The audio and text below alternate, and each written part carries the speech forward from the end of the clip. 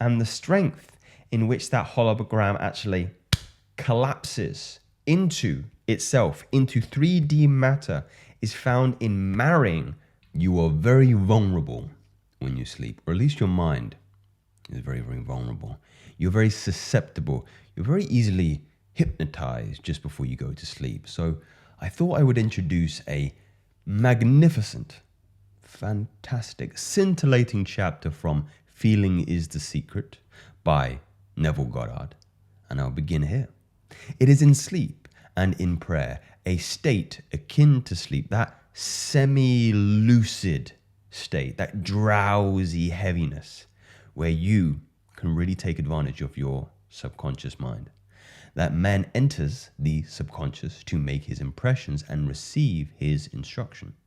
In these states, the conscious and subconscious are creatively joined. The male and the female become one flesh. They connect. They connect. Sleep is a time when the male or conscious mind turns from the world of sense to seek its lover, its subconscious self. The subconscious, unlike the woman of the world who marries her husband to change him, has no desire to change the conscious, waking state, but loves it as it is and faithfully reproduces its likeness in the outer world of form. The conditions and events of your life are your children formed from the molds of your subconscious impressions in the sleep. They are made in the image and likeness of your innermost feelings that they may reveal to yourself. As in heaven, so on earth. Matthew 6:10, Luke 10:2. As in the subconscious, soon earth. As above, so below. So within, so without. Everything is but a reflection. And the subconscious mind, it is said to me, comprises 70% of that holistic mind. And it will gratefully accept anything that you give it. You can impregnate it very, very easily in these hours. What is the scientific rationale to this, Joseph? Because I'm skeptical. I'm skeptical of Neville. I'm skeptical of law of attraction. God forbid I use that term, that new agey feel. Oh, it frightens me. Frightens me saying it too. You move into something called delta wave. And before you move into delta, which is deep sleep, you are in theta, which is a slower wave form comparatively to beta, which typically, I know there's a negative association with beta. Most people are in a day, very high frequency. Yeah, scrolling through your phones, high frequency. Alpha, a little bit slower. Theta, impressionable, hypnotizable, vulnerable to this. Or vulnerable, what would you say? You could take advantage of this in a very positive way, because I know there's negative associations with the vulnerable. So whatever you have in consciousness as you go to sleep is the measure of your expression in the waking 2/3 of your life on earth. Nothing stops you from realizing your objective, to save your failure, to feel that you are already that which you wish to be, or that you are already in possession of the thing that you sought. Your subconscious gives form to your desires only when you feel your wish is fulfilled. So the theme of this book, feeling is the secret.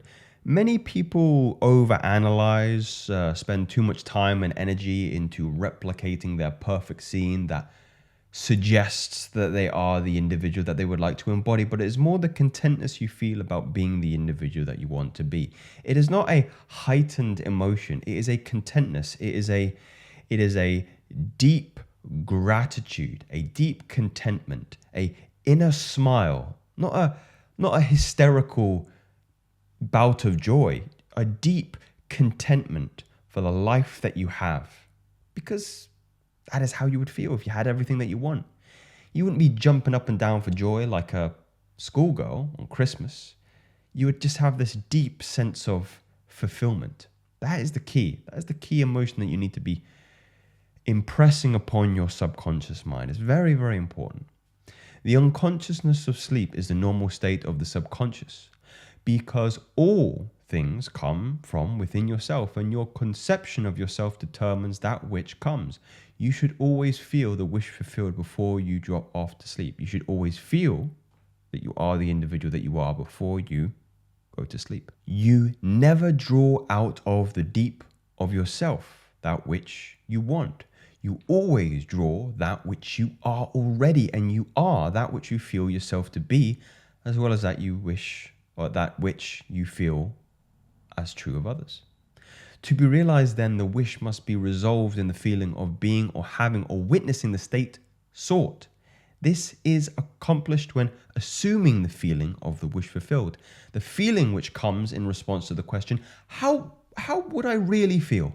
How would I really feel if I had everything that I want?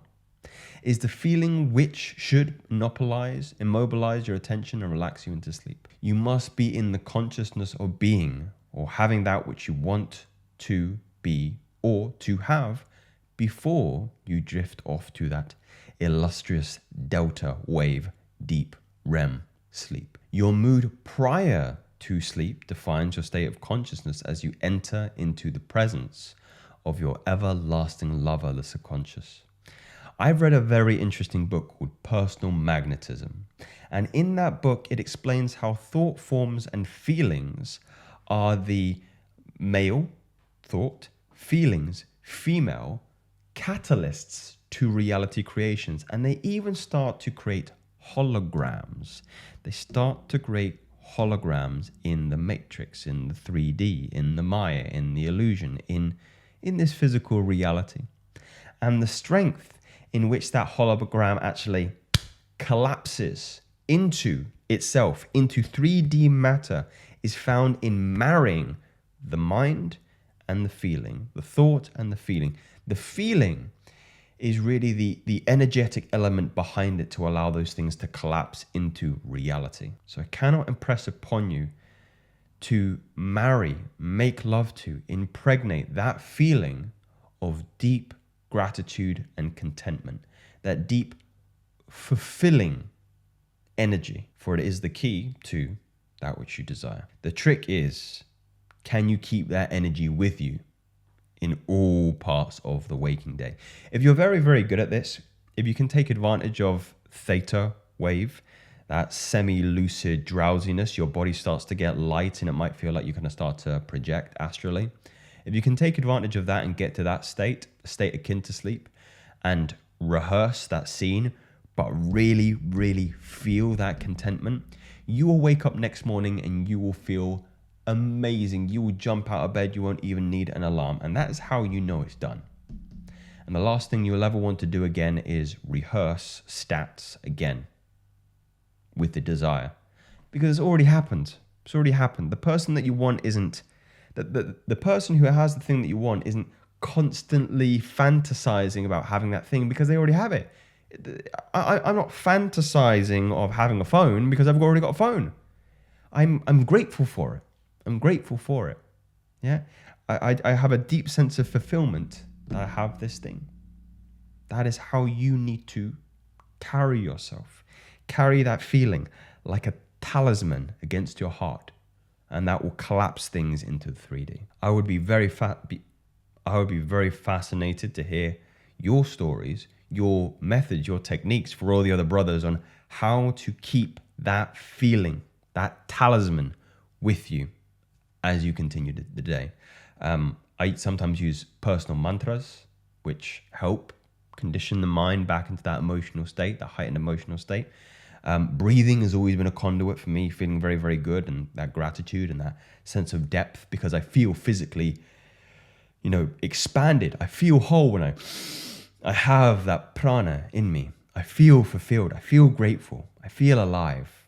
And serendipity and synchronicity is something that's difficult to describe and even more difficult for other people to accept, especially if they're skeptical. But, keep being skeptical. See how that works out for you. If you like your life being skeptical, that's fine. If you're not happy with your life, I encourage you to be a little bit more open and receptive to the magic and serendipity of the universe. These aren't theories. These are cold, hard facts. Speak soon.